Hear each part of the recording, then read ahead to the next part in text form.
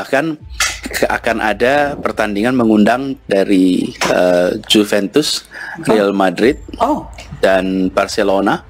Itu U20 mereka akan datang untuk semua ke sini. Ya, Anies Baswedan ngeprank rakyat Jakarta, mau undang Real Madrid dan Barcelona tanding di JIS. Ternyata zong, janji cuma angan-angan doang. Ditulis oleh tim redaksi jurnal, dikutip dari berbagai sumber. Diundang klub sepak bola tingkat dunia, Juventus, Barcelona, Real Madrid. Kata Anies demikian. Halo, kembali berjumpa dengan suara Fani Bakri di channel media 45. Aksi Persatuan Sepak Bola Seluruh Indonesia atau PSSI yang diketuai oleh Erick Thohir berhasil mengundang Argentina untuk bermain ke Indonesia, membuat nama Anies Baswedan menjadi ikut tersorot karena hal itu berkaitan janji lawasnya. Sebagaimana diketahui, saat masih menjabat sebagai Gubernur DKI Jakarta dahulu, Anies pernah menyebut bahwa ia akan mendatangkan sejumlah klub sepak bola top dari Eropa, yaitu Juventus, Real Madrid, dan Barcelona.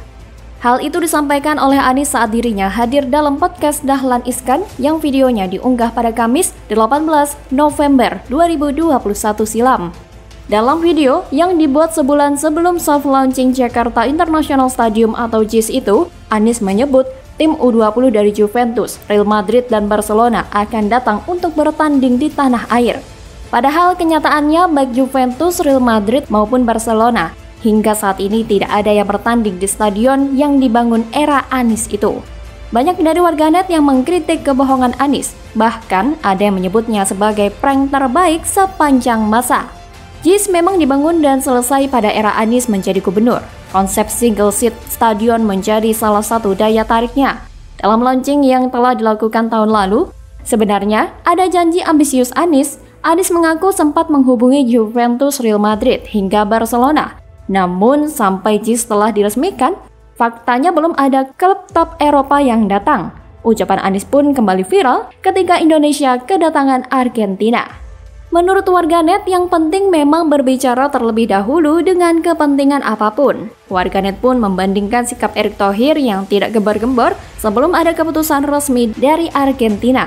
Memang kita melihat janji-janji manis kampanye Anies dalam Pilkada DKI yang berdarah-darah dan menjadi catatan kelam demokrasi di tanah air kita. Bahkan, hasil politik identitas hingga ke bidang olahraga terbukti membuat DKI Jakarta mendapatkan predikat salah satu kota dengan indeks kota toleran atau IKT rendah oleh hasil penelitian setara institut pada era Anies. Kenapa harus dalam bidang olahraga? Ya, karena agar nama Anies terangkat dan dianggap menaruh perhatian serius di bidang sepak bola. Bahkan sampai harus berjanji akan mendatangkan Juventus, Real Madrid, hingga Barcelona ke JIS. Lalu apakah ada bukti bahwa Anies berhasil membuktikan janjinya? Tidak. Anies hanya banyak omong dan tidak berhasil merealisasikan janjinya. Ini bukan hoax, banyak jejak digital yang masih dengan mudah dicari rekam janji-janji manis ini. Perlu diingat bahwa Anies sudah banyak membuat sejuta gagasan dan janji yang membuat warga Jakarta terbuai dengan mimpi-mimpi semuanya. Anies sangat pandai membuat gagasan dan janji, tetapi tidak pernah dikerjakan sehingga hasilnya zong. Membuat gagasan dan janji tanpa adanya realisasi itu sama saja dengan menghayal atau mimpi di siang bolong. Bagi saya sudah cukup untuk Anies menipu warga Jakarta dengan olahan kata-kata yang unfaedah. Jangan lagi melakukan pembohongan dengan rangkaian kata-kata yang bisa menghipnotis orang-orang se-Indonesia Raya ini. Warga Jakarta sudah sadar betul betapa menyesalnya mereka menghabiskan 5 tahun dengan memegang teguh janji palsu Anies. Jadi, syahwat politiknya Anies ini sudah overload. Maka dari itu wajar saat menjabat dulu banyak banget program yang Anies janjikan tak terrealisasi dengan baik. Artinya, kalau dia jadi presiden nanti, bisa diperkirakan orang ini akan lebih banyak ngomong daripada bekerja. Makanya saya pikir ular beludak seperti Anies ini memang tak pantas memimpin negeri ini. Entah bakal jadi apa bangsa ini kalau Anies benar-benar jadi presiden? Mungkin rakyat makin susah karena cuma dikasih makan harapan kosong. Jadi, bagaimana kalau menurut Anda?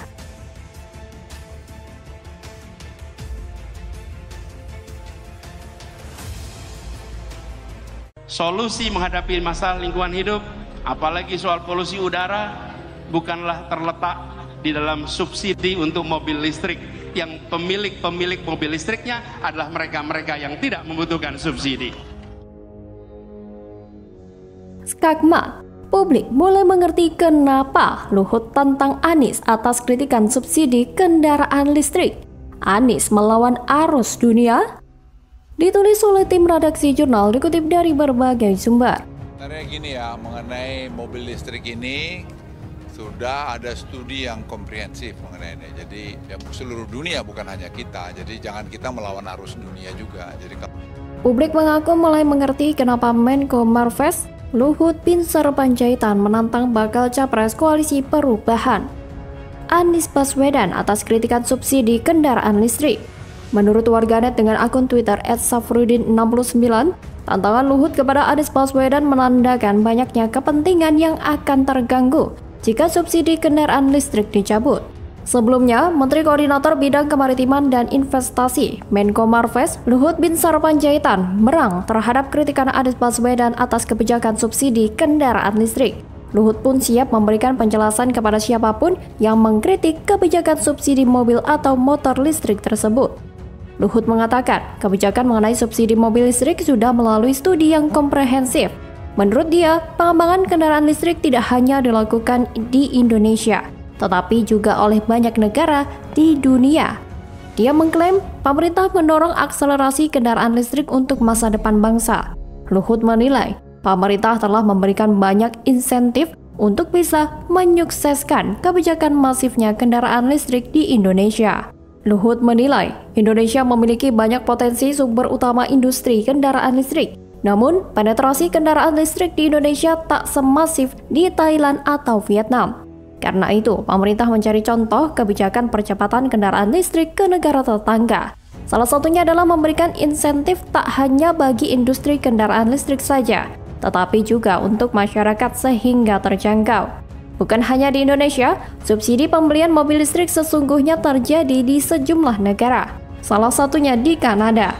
Kanada memberikan subsidi kepada warganya hingga $5.000 Kanada atau setara 54 juta rupiah per kendaraan, dengan kurs $1 Kanada sebesar 10.999 rupiah.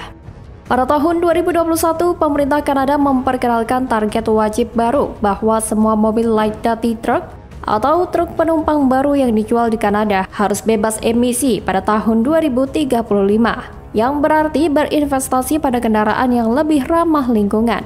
Sehubungan dengan larangan penjualan mobil bertenaga gas yang akan datang ini dibuat dalam upaya untuk mengurangi tingkat polusi dan melawan perubahan iklim, pemerintah telah memperkenalkan sejumlah insentif yang dapat menghemat ribuan dolar untuk mobil tanpa emisi.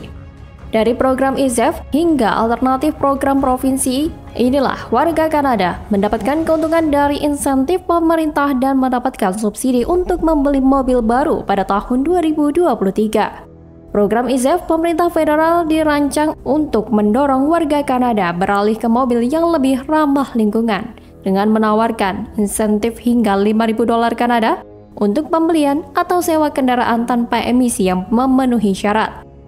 Untuk memenuhi syarat, kendaraan harus memenuhi kriteria program yang mendefinisikan kendaraan tanpa emisi atau ZEV sebagai kendaraan yang dapat dikemudikan tanpa menghasilkan gas buang yang berpolusi. Ini termasuk kendaraan listrik baterai penuh, kendaraan listrik Hybrid plug-in, dan kendaraan listrik sel bahan bakar hidrogen. Bahkan, Menko Perekonomian Erlangga Hartarto menyebutkan bahwa di semua negara manapun subsidi diberikan untuk penjualan mobil listrik.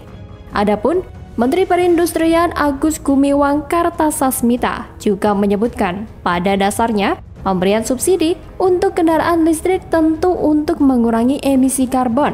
Ia menilai bahwa pemerintah harus melihat berbagai aspek yang timbul dari kebijakan subsidi ini, termasuk diantaranya menciptakan banyak lapangan kerja.